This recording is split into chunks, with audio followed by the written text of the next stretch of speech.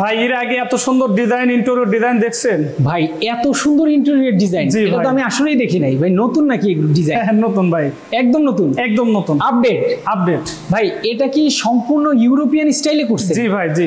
ওরে বাপরে, দেখেন কত সুন্দর ইন্টেরিয়র ডিজাইন। ভাই এটা তো ডুপ্লেক্স বাড়ি, পুরো বাসায় করেছেন? হ্যাঁ, এই যে সিঁড়িটা দেখেন তাইলে বুঝবে।